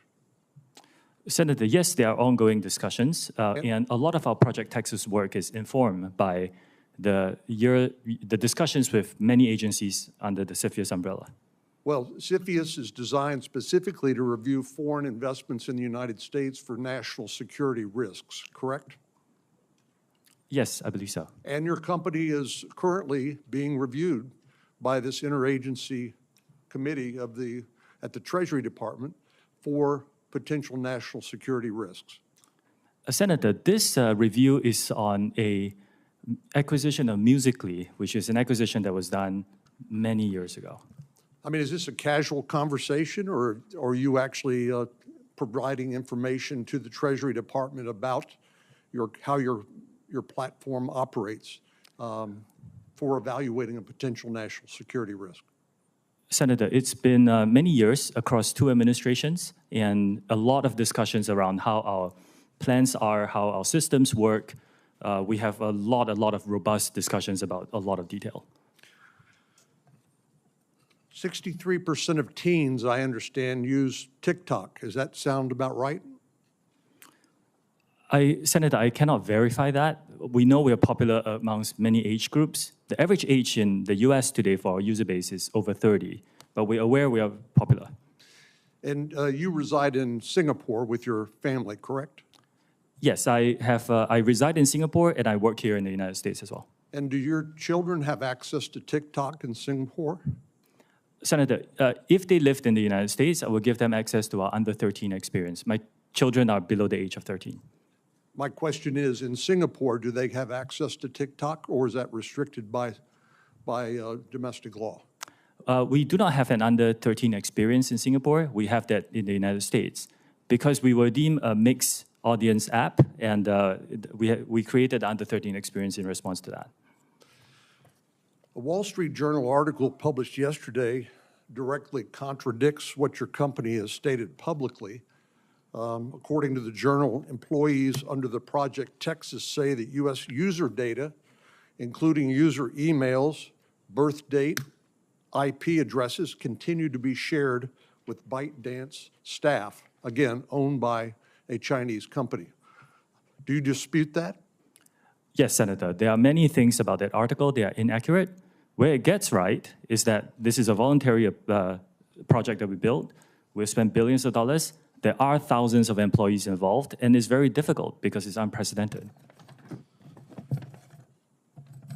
Why is it important that the data collected from U.S. users be stored in the United States? Senator, this was a project we built in response to some of the concerns that were raised by members of this committee and others. And that was because of concerns that the data that was stored in China could be accessed by the Chinese Communist Party according to the national intelligence laws, correct? Senator, we are not the only company that does business, that has Chinese employees, for example. We're not even the only company in this room that hires Chinese nationals. But in order to address some of these concerns, we have moved the data into the Oracle Cloud infrastructure. We built a 2,000-person team to oversee the management of the data based here. We walled it off from the rest of the organization, and then we open it up to third parties like Oracle, and we will onboard others to give them third-party validation. This is unprecedented access. I think we are unique in taking even more steps to protect user data in the United Well, States. you've disputed the Wall Street Journal story published yesterday. Are you going to conduct any sort of investigation to see whether there's any truth to the allegations made in the article, or are you just going to dismiss them outright? We're not going to dismiss them. So we have ongoing security inspections, not only by our own personnel, but also by third parties to ensure that the system is rigorous and robust. No system that any one of us can build is perfect. But what we need to do is to make sure that we are always improving it and testing it against bad people who may try to bypass it. And if anyone breaks our policies within our organization, we will take disciplinary action against them. Thanks, Senator Cornyn. Senator Coons. Thank you, Chairman Durbin. First, I'd like to start by thanking all the families that are here today, all the parents who are here because of a child they have lost, all the families that are here because you want us to see you and to know your concern. You have contacted each of us in our offices expressing your grief, your loss, your passion, and your concern. And the audience that is watching can't see this. They can see you, the witnesses from the companies. But this room is packed as far as the eye can see. And when this hearing began, many of you picked up and held pictures of your beloved and lost children.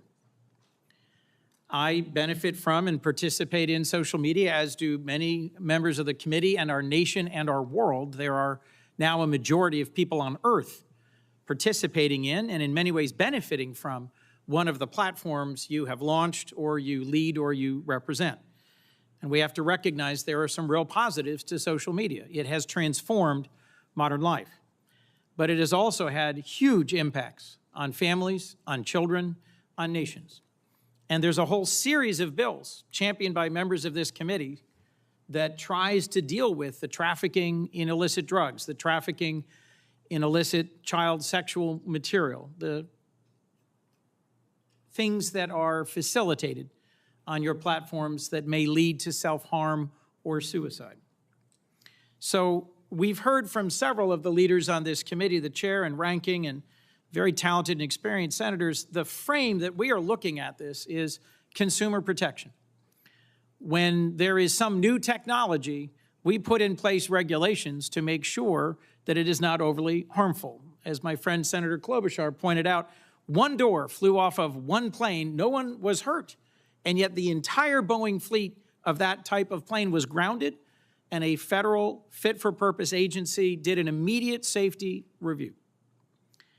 I'm going to point not to the other pieces of legislation that I think are urgent that we take up and pass, but to the core question of transparency. If you're a company manufacturing a product that is allegedly addictive and harmful, one of the first things we look to is safety information. We try to give our constituents, our consumers, warnings, labels that help them understand what are the consequences of this product and how to use it safely or not. As you've heard pointedly from some of my colleagues, if you sell an addictive, defective, harmful product in this country in violation of regulations and warnings, you get sued. And what is distinct about platforms as an industry is most of the families who are here because there were not sufficient warnings and they cannot effectively sue you. So let me dig in for a moment if I can, because each of your companies voluntarily discloses information about the content and the safety investments you make and the actions you take. There was a question pressed, I think it was by Senator Graham earlier, about TikTok. I believe, Mr. Chu, you said invest $2 billion in safety. My background memo said your global revenue is $85 billion. Mr. Zuckerberg, my background memo says you're investing $5 billion in safety in Meta, and your annual revenue is on the order of $116 billion.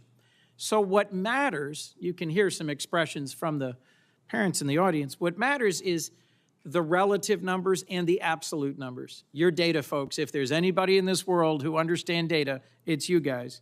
So I want to walk through whether or not these voluntary measures of disclosure of content and harm are sufficient. Because I would argue we're here because they're not. Without better information, how can policymakers know whether the protections you've testified about, the new initiatives, the starting programs, the monitoring, and the takedowns are actually working? How can we understand meaningfully how big these problems are without measuring and reporting data? Mr. Zuckerberg, your testimony referenced a National Academy of Sciences study that said at the population level, there is no proof about harm for mental health. Well, it may not be at the population level, but I'm looking at a room full of hundreds of parents who have lost children. And our challenge is to take the data and to make good decisions about protecting families and children from harm. So let me ask about what your companies do or don't report. And I'm going to particularly focus on your content policies around self-harm and suicide. And I'm just going to ask a series of yes or no questions. And what I'm getting at is, do you disclose enough? Mr. Zuckerberg, from your policies prohibiting content about suicide or self-harm, do you report an estimate of the total amount of content, not a percentage of the overall, not a prevalence number, but the total amount of content on your platform that violates this policy? And do you report the total number of views that self-harm or suicide-promoting content that violates this policy gets on your platform?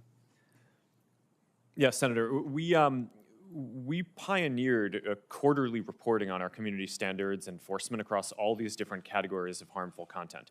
We focus on prevalence, which you mentioned, because what we're focused on is what % of the content that we take down. So, Mr. Zuckerberg, I'm going to interrupt you, and you're very talented. I have very little time left.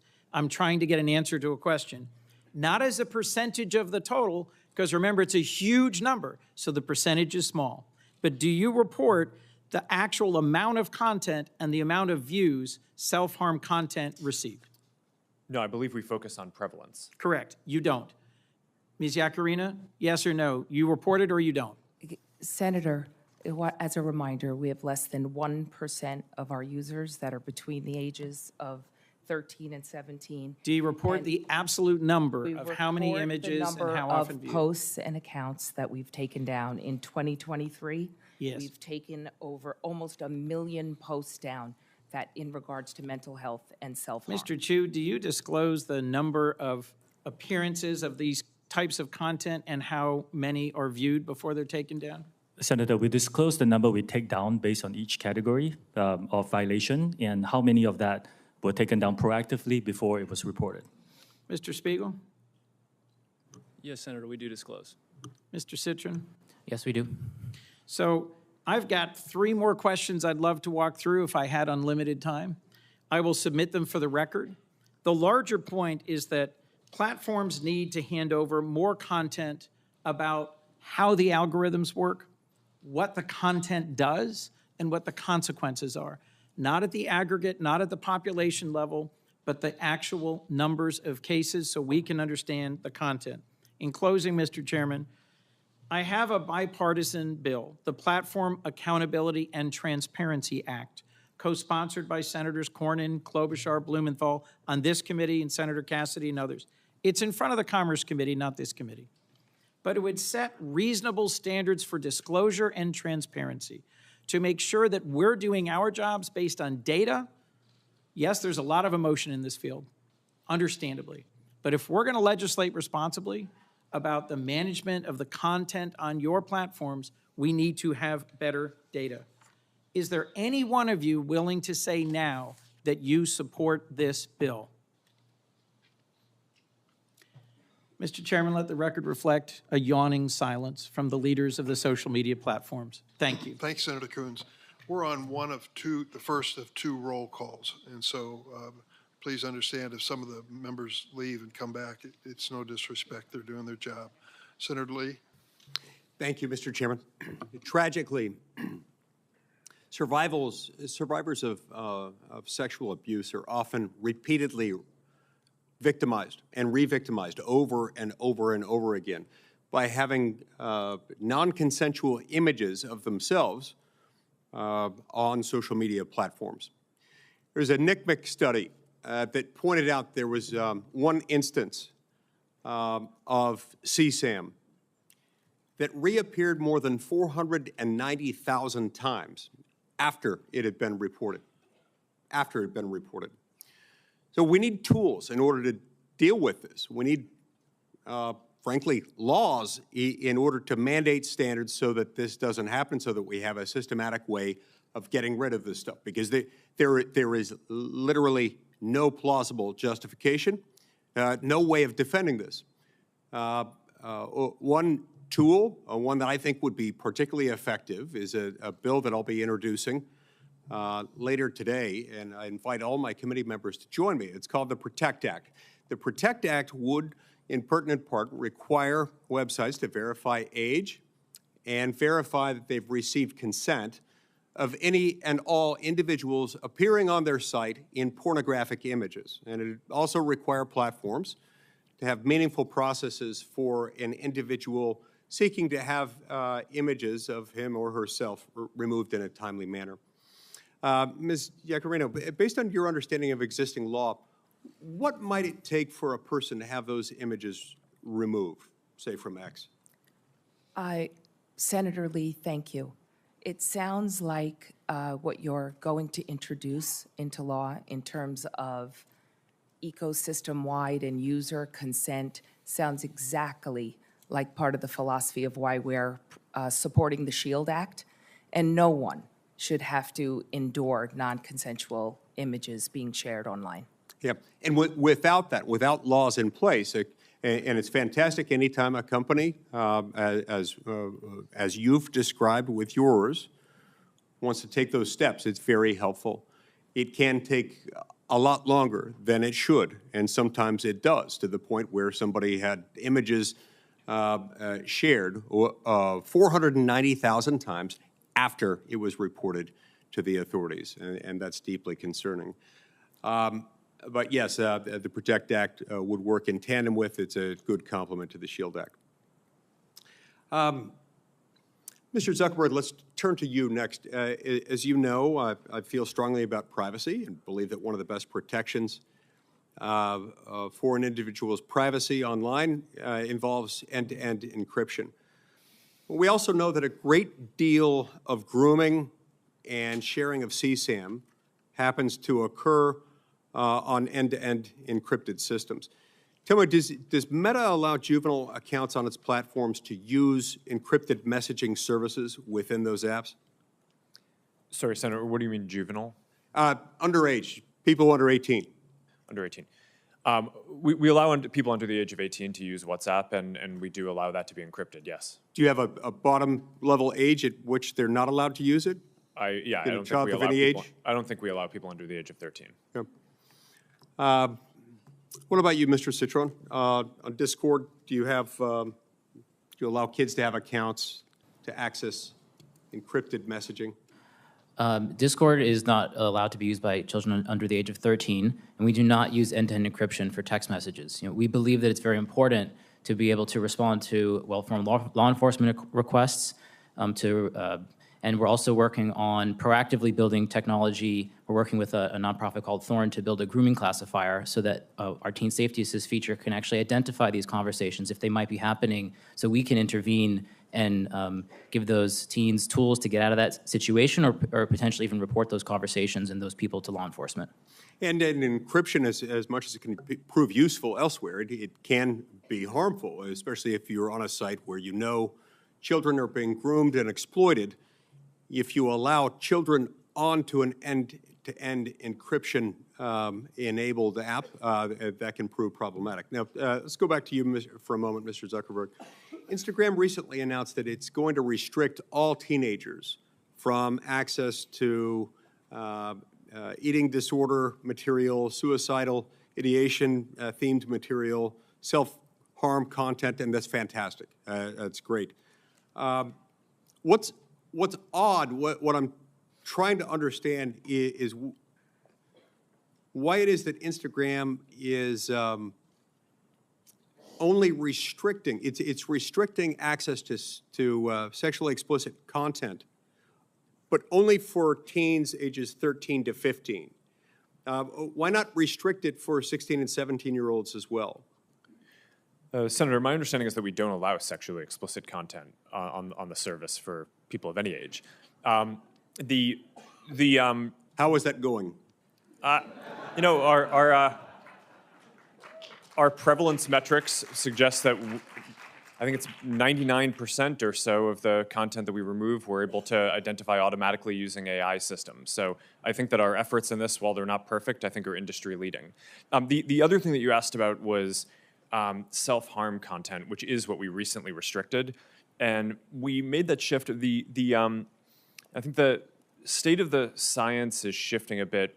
Previously, we believed that when people were thinking about self-harm, it was important for them to be able to express that and get support. And now more of the thinking in the field is that it's just better to not show that content at all, which is why we recently moved to restrict that from showing up for those teens at all. Okay, is there a way for parents to make a request on what their kid can see or not see on your sites? There are a lot of parental controls. I'm not sure if I don't think that we currently have a control around topics, but we do allow parents to control the time that the children are on the site. And also, a lot of it is based on kind of monitoring and understanding what the teen's experience is, what they're interacting with. Mr. Citron, Discord allows pornography on its site. Now, reportedly, 17% of minors who use Discord have had online sexual interactions on your platform, 17%, and 10% had those interactions with someone that the minor believed to be an adult. Do you restrict minors from accessing Discord servers that host pornographic material on them? Senator, yes, we do restrict minors from accessing content that is marked for adults. Discord also does not recommend content to people. Discord is a chat app. We do not have a feed or an algorithm that boosts content. So we allow adults to share content with other adults in adult-labeled spaces, and we do not allow teens to access that content. Okay. I see my time's expired. Thank you. Welcome, everyone. We are here in this hearing because as a collective, your platforms really suck at policing themselves. We hear about it here in Congress with fentanyl and other drug dealing facilitated across platforms. We see it and hear about it here in Congress with harassment and bullying that takes place across your platforms. We see it and hear about it here in Congress with respect to child pornography, sexploitation, and blackmail, and we are sick of it. It seems to me that there is a problem with accountability because these conditions continue to persist. In my view, Section 230, which provides immunity from lawsuit, is a very significant part of that problem. If you look at where bullies have been brought to heel recently, whether it's Dominion finally getting justice against Fox News after a long campaign to try to discredit the election equipment manufacturer, or whether it's the moms and dads of the Sandy Hook victims finally getting justice against InfoWars and its campaign of trying to get people to believe that the massacre of their children was a fake put on by them, or even now, more recently, with a writer getting a very significant judgment against Donald Trump after years of bullying and defamation, an honest courtroom has proven to be the place where these things get sorted out. And I'll just describe one case, if I may. It's called Doe versus Twitter.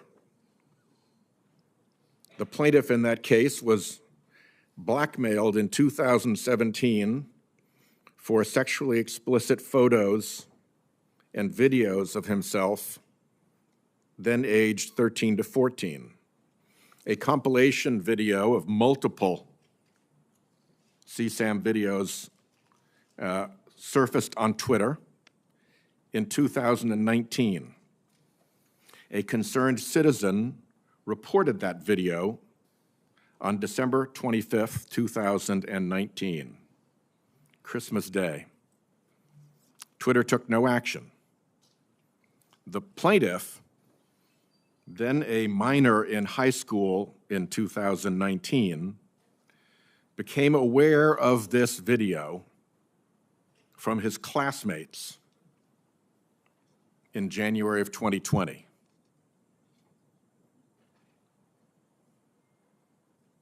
You're a high school kid, and suddenly there's that. That's a day that's hard to recover from. Ultimately, he became suicidal.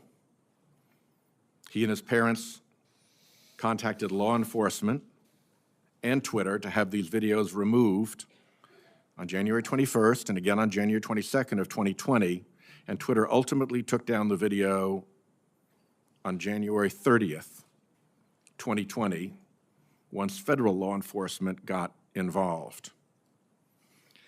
That's a pretty foul set of facts. And when the family sued Twitter for all those months of refusing to take down the explicit video of this child, Twitter invoked Section 230. And the district court ruled that the claim was barred. There is nothing about that set of facts that tells me that Section 230 performed any public service in that regard. I would like to see very substantial adjustments to Section 230 so that the honest courtroom, which brought relief and justice to E. Jean Carroll after months of defamation, which brought silence, peace, and justice to the parents of the Sandy Hook children after months of defamation and bullying by InfoWars and Alex Jones, and which brought significant justice and an end to the campaign of defamation by Fox News to a little company that was busy just making election machines. So I would, my time is running out. I'll turn to, I guess Senator Cruz is next. But I would like to have each of your companies put in writing what exemptions from the protection of Section 230 you would be willing to accept, bearing in mind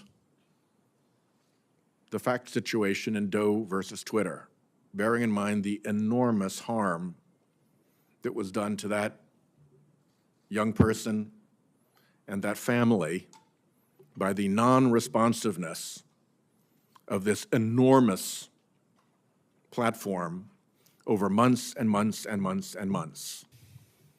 Again, think of what it's like to be a high school kid and have that stuff up in the public domain and have the company that is holding it out there in the public domain react so disinterestedly. Okay? Will you put that down in writing for me? 1, 2, 3, for 5 yeses. Done. Senator Cruz. Thank you, Mr. Chairman. Social media is a very powerful tool, but we're here because every parent I know, and I think every parent in America, is terrified about the garbage that is directed at our kids. I have 2 teenagers at home, and the phones they have are portals to predators, to viciousness, to bullying, to self-harm. And each of your companies could do a lot more to prevent it. Mr. Zuckerberg, in June of 2023, the Wall Street Journal reported that Instagram's recommendation systems were actively connecting pedophiles to accounts that were advertising the sale of child sexual abuse material. In many cases, those accounts appeared to be run by underage children themselves, often using code words and emojis to advertise illicit material. In other cases, the accounts included indicia that the victim was being sex trafficked. Now, I know that Instagram has a team that works to prevent the abuse and exploitation of children online.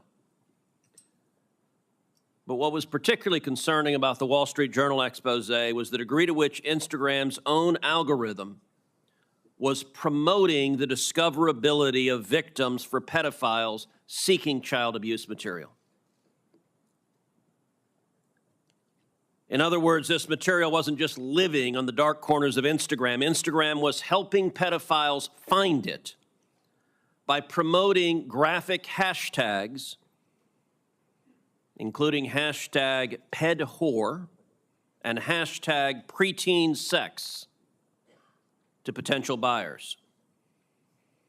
Instagram also displayed the following warning screen to individuals who were searching for child abuse material. These results may contain images of child sexual abuse. And then you gave users 2 choices. Get resources or see results anyway. Mr. Zuckerberg, what the hell were you thinking?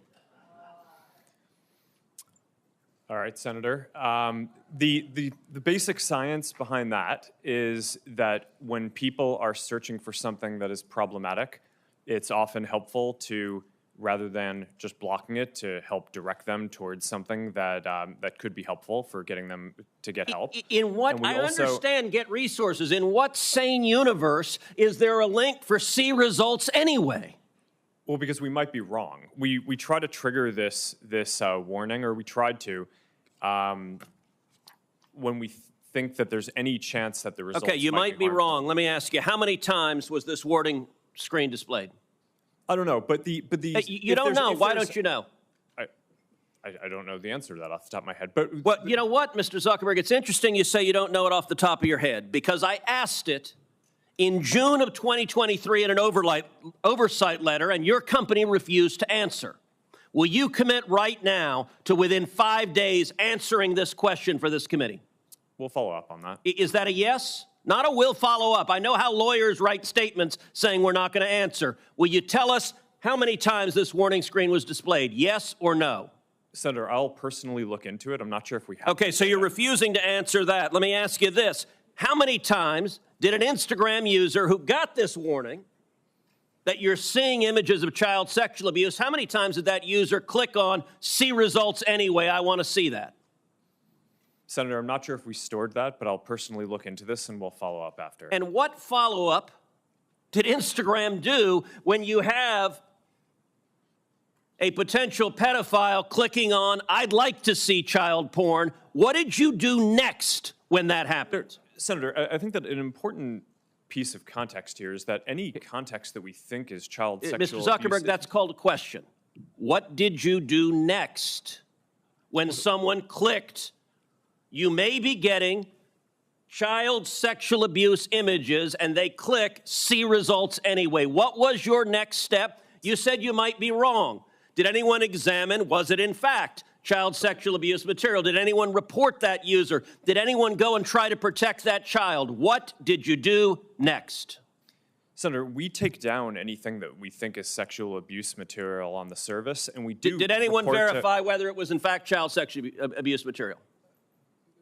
Senator, I don't know if every single search result we're following up on, but Did you report the people who wanted it? Senator, do you want me to answer your question? Yeah, I want you to answer the question I'm asking. Did you report time to the speak, then? people who click see results anyway?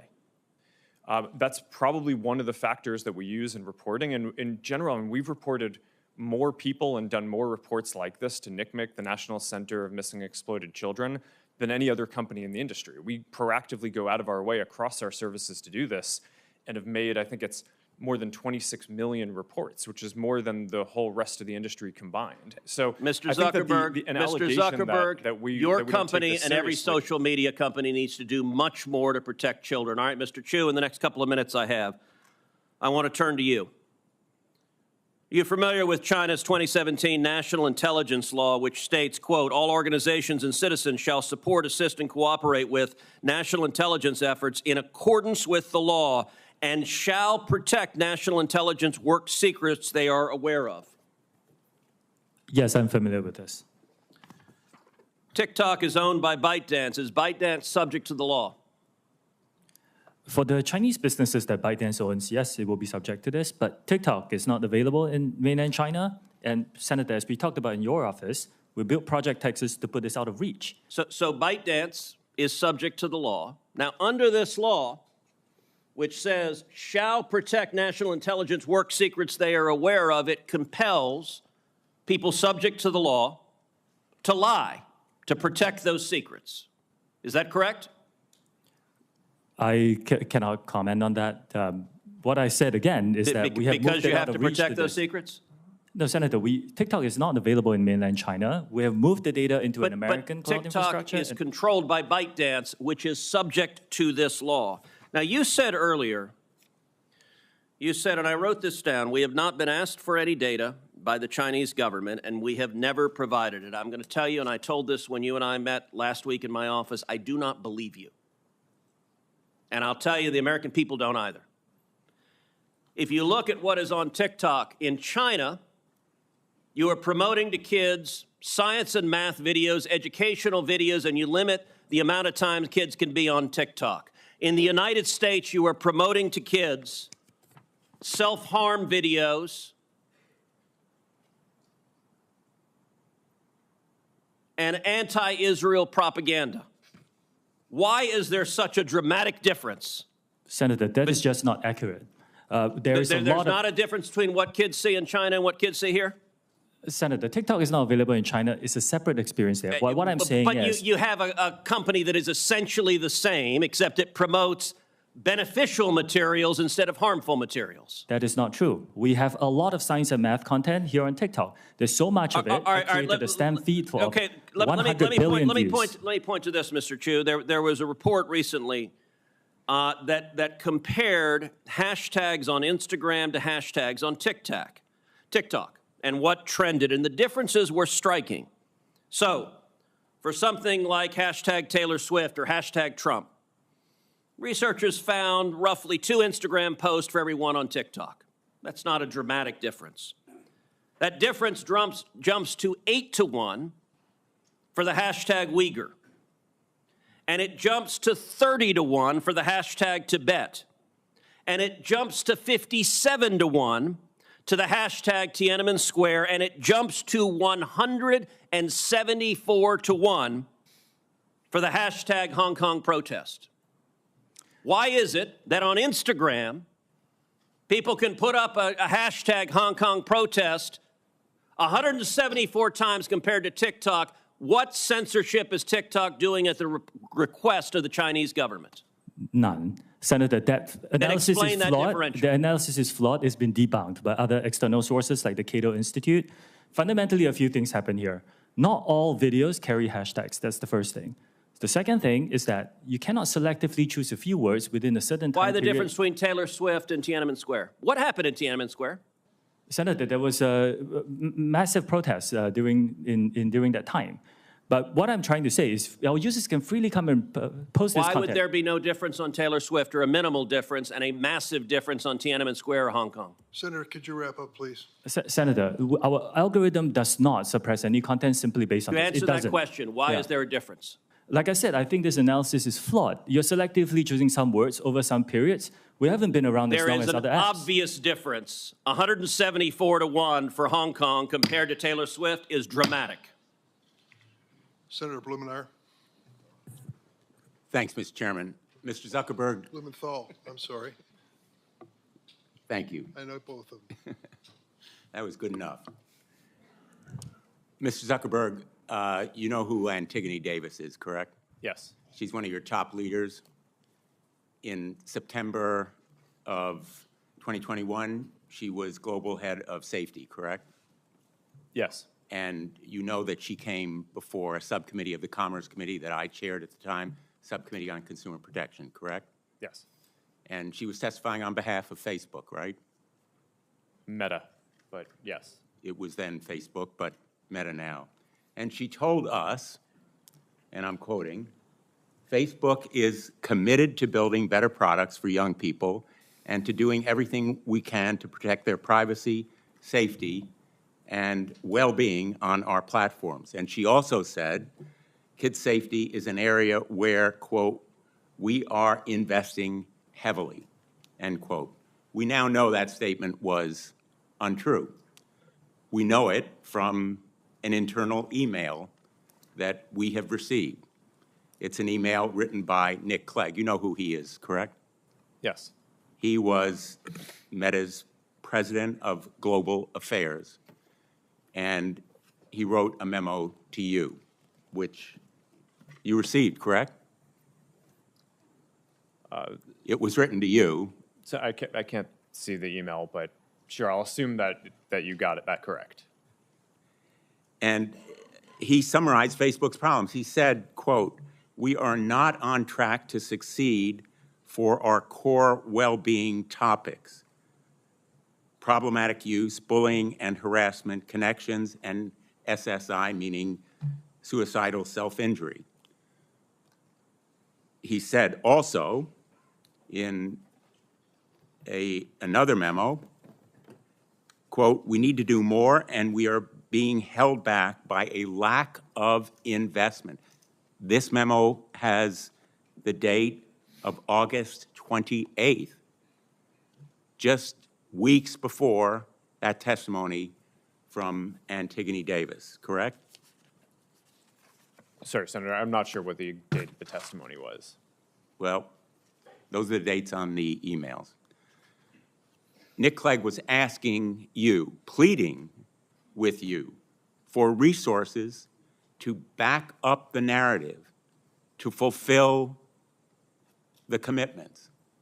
In effect, Antigone Davis was making promises that Nick Clegg was trying to fulfill, and you rejected that request for 45 to 84 engineers to do well-being or safety. We know that you rejected it from another memo, Nick Clegg's assistant, Tim Colburn, who said, Nick did email Mark, referring to that earlier email, to emphasize his support for the package, but it lost out to the various other pressures and priorities.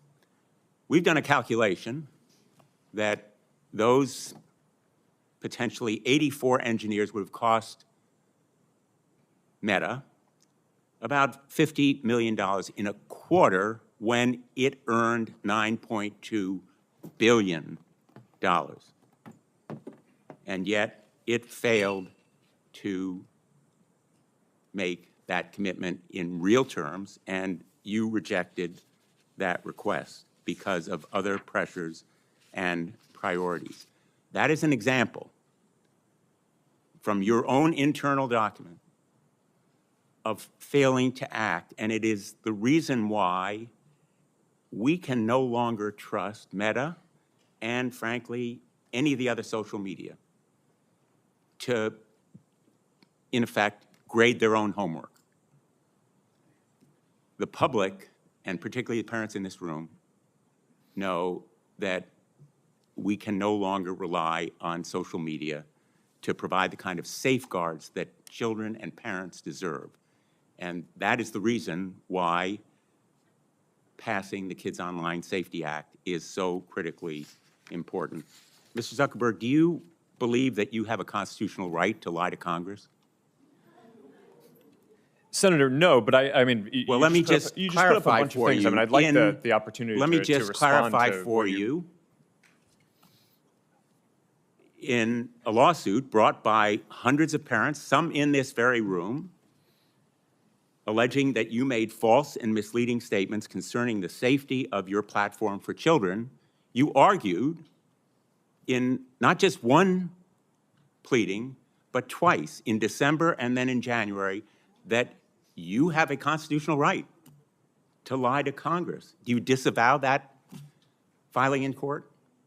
Senator, I don't know what filing you're talking about, but I testified filing honestly from- and truthfully, and I would like the opportunity to respond to the previous things that you showed as well. Well, I have a few more questions, and let me ask others who are here, because I think it's important to put you on record. Who will support the Kids Online Safety Act? Yes or no? Mr. Citron? There are parts of the act that we think are great. No, and it's a yes or no question. I'm going to be running out of time, so I'm assuming the answer is no if you can't answer yes. we very much think that the national privacy That's a standard would be no. great. Mr. Siegel? Senator, we strongly support the Kids Online Safety Act, and we've already implemented many of its core provisions. Thank you. I welcome that support, along with Microsoft's support. Mr. Chu? Senator, with some changes, we can support it. Well, in its present form, do you support it? Yes or no? We are aware that some groups have raised some concerns.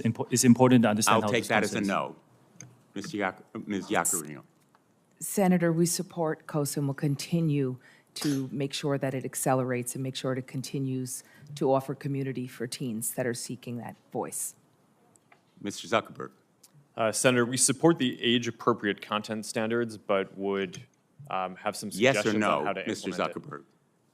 Do you support the Kids Online Safety Act? Senator, I It's a think measure these are that is nuanced public, things. and I'm just asking whether you'll support it or not. These are nuanced things. I think that the basic spirit is right. I think the basic ideas in it are right, and there are some ideas that I would debate how to best Okay, implement them. unfortunately, I don't think we can count on social media as a group or big tech to support this measure. And in the past, we know it's been opposed by armies of lawyers and lobbyists. We're prepared for this fight, but I am very, very glad that we have parents here, because tomorrow we're going to have an advocacy day. And the folks who really count, the people in this room who support this measure, are going to be going to their representatives and their senators, and their voices and faces are going to make a difference. Senator Schumer has committed that he will work with me to bring this bill to a vote, and then we will have real protection for children and parents online. Thank you, Mr. Chairman. Thank you, Senator Blumenthal. We have a vote on, has Senator Cotton, have you voted on and Senator Hawley, you haven't voted yet? You're next. And I don't know how long the vote will be open, but I'll turn over to you. Thank you, Mr. Chairman. Mr. Zuckerberg, let me start with you. Did I hear you say in your opening statement that there's no link between mental health and social media use? Senator, what I said is I think it's important to look at the science. I know people widely talk about this as if that is something that's already been proven, and I think that the bulk of the scientific evidence does not support that. Well, really, let me just remind you of some of the science from your own company. Instagram studied the effect of your platform on teenagers.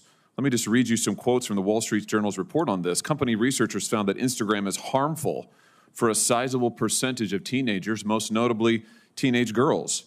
Here's a quote from your own study. Quote, "We make body image issues worse for 1 in 3 teen girls." Here's another quote. Teens blamed Instagram, this is your study, for increases in the rate of anxiety and depression. This reaction was unprompted and consistent across all groups. That's your study.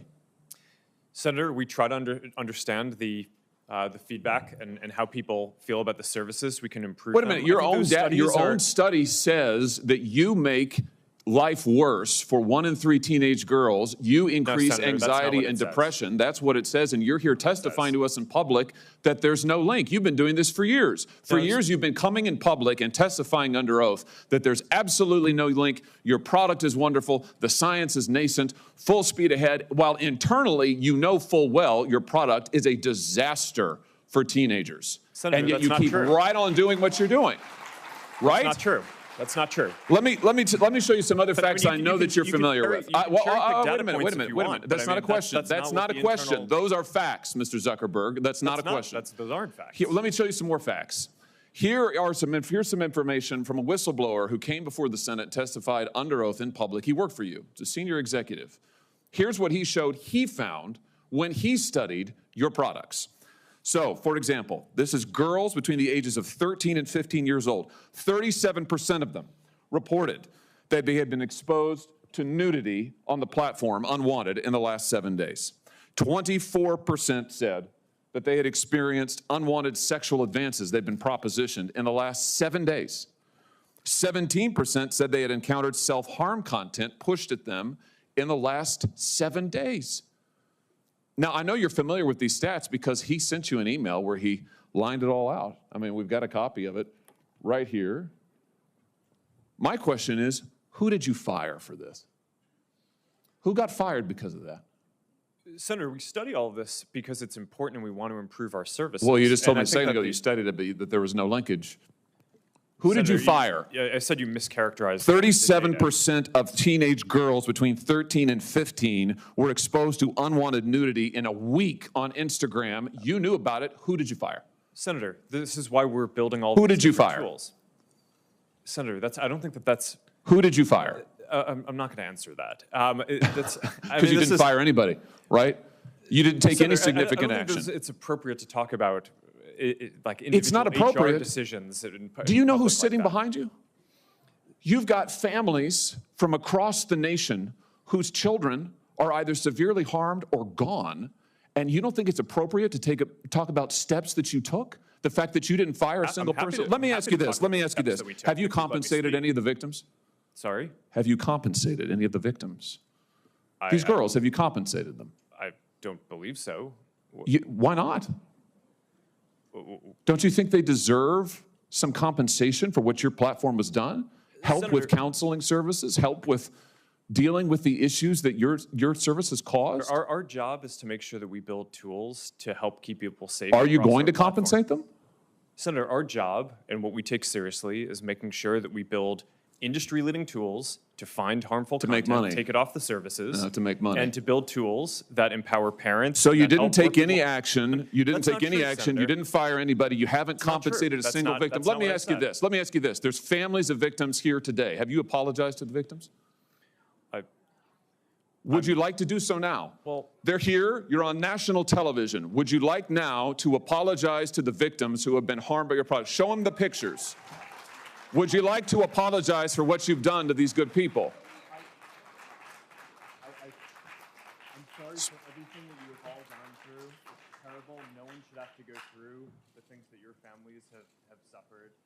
And this is why we invest so much and are going to continue doing industry-leading efforts to make sure that no one has to go through the types of things that your families have had to suffer. You know, why, Mr. Zuckerberg, why should your company not be sued for this?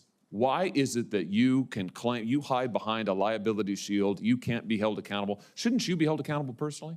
Will you take personal responsibility? Senator, I think I've already answered this. I mean, these Well, are try serious this again. issues. Will you take personal responsibility?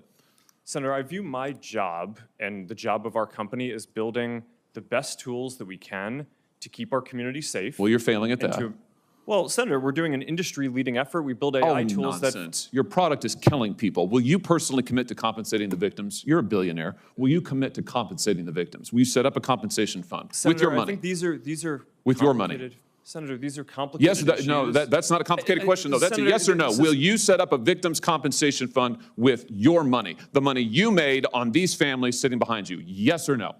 Senator, I don't think that's my job is to Sounds make like sure a that we no. build good tools. My Sounds job like a is to no. make sure that Your job is to be responsible for what your company has done. You've made billions of dollars on the people sitting behind them. Are you here? You've done nothing to help them. You've done nothing to compensate them. You've done nothing to put it right. You could do so here today, and you should. You should, Mr. Zuckerberg.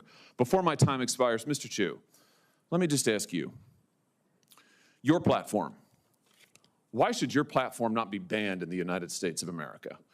You are owned by a Chinese communist company or a company based in China.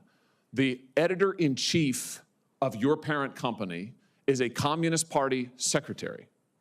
Your company has been surveilling Americans for years. According to leaked audio from more than 80 internal TikTok meetings, China-based employees of your company have repeatedly accessed non-public data of United States citizens. Your company has tracked journalists improperly gaining access to their IP addresses, user data, in an attempt to identify whether they're writing negative stories about you. Why should, your platform is basically an espionage arm for the Chinese Communist Party. Why should you not be banned in the United States of America? Senator, I disagree with your characterization. Many of what you have said, we have explained in a lot of detail. TikTok is used by 170 million Americans. I know, and every create single love. one of those Americans are in danger from the fact that you track their keystrokes, you track their app usage, you track their location data, and we know that all of that information can be accessed by Chinese employees who are subject to the dictates of the Chinese Communist Party. Why should you not be banned in this country? Senator, that is not accurate. A lot of what you describe we collect, we don't. It is 100% accurate. Do you deny that repeatedly Americans' data has been accessed by ByteDance employees in China?